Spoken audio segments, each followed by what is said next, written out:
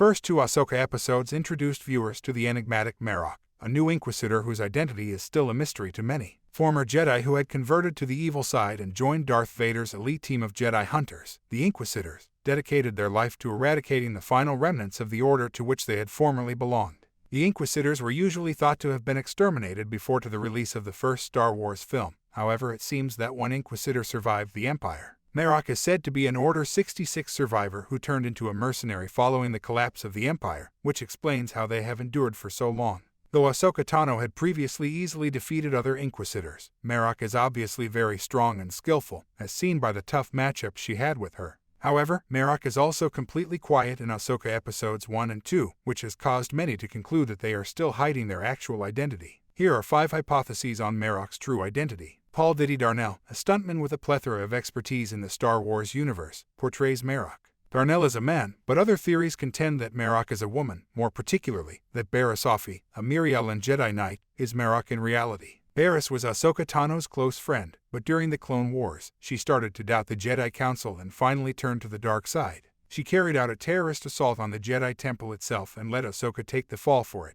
Ahsoka departed the Jedi despite the fact that Barriss was finally discovered and detained because of the Council's commitment to hold her accountable. With Dave Filoni even bringing back some unexpected characters and lovely Star Wars Easter eggs, Ahsoka is obviously wrapping off several important narrative threads from the Star Wars animated series. The destiny of Barriss Offee is the most interesting unanswered mystery. Filoni has freely acknowledged he purposefully chose not to have the character hanged as a traitor to the Republic because he had other long-term intentions for her. Given the indications, the Sith purposefully promoted Barriss' conversion to the dark side by enabling her to feel his presence. It is simple to picture a situation in which she was recruited by the Inquisitors. If Barriss is actually Ahsoka's enigmatic Inquisitor, the program is preparing for an exciting showdown. One stunning Star Wars rumor contends that Ezra Bridger, a missing Jedi, is really Marrok. Ezra, the most admirable character in Star Wars Rebels, was a Jedi Padawan who was often drawn to the dark side of the Force. At the conclusion of Star Wars Rebels, Ezra gave his life by manipulating a herd of Purrgil, the fictional space whales from the Star Wars universe, into launching Grand Admiral Thrawn's flagship into hyperspace. This hypothesis holds that Thrawn and Ezra split apart in the galaxy's unknown regions, but not before Thrawn persuaded Ezra to adopt a completely different way of thinking. If Thrawn's flagship was merely hauled to a different galaxy, which seems to be the case, then this explanation doesn't really hold up. However, Thrawn was repeatedly alluded to in Ahsoka episodes 1 and 2 as having been exiled or banished from the main Star Wars galaxy, as if by Palpatine's command rather than just by some cosmic accident.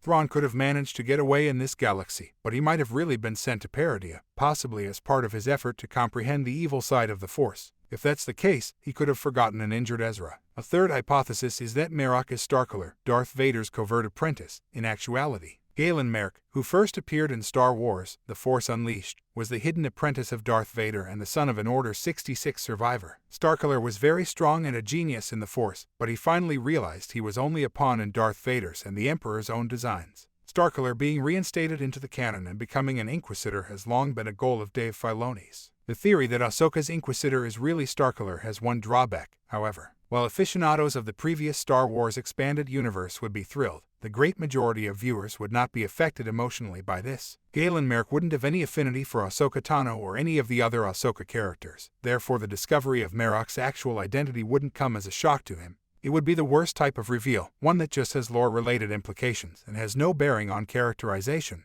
Possible links between Marrok and the Knights of Ren. Third Knights of Ren trailer for Star Wars 7 Knights of Ren. The idea that Marrok is a Knight of Ren is the last one. The Knights of Ren were a Force cult that served the evil side, which they referred to as the Shadow. They were first introduced in the Star Wars sequel trilogy and developed via different tie-ins. One of the Knights of Ren is extremely likely to have been an Inquisitor, considering the Knights of Ren are known to have served Palpatine and were connected to the Empire long before Return of the Jedi. Marrok acting as a link between the events of the Mandalorian period and the sequels would be a wise choice. The Imperial Shadow Council revealed in The Mandalorian Season 3 will develop into the First Order, so it's already obvious that Lucasfilm intends to connect the dots in some way, and this would be yet another significant step.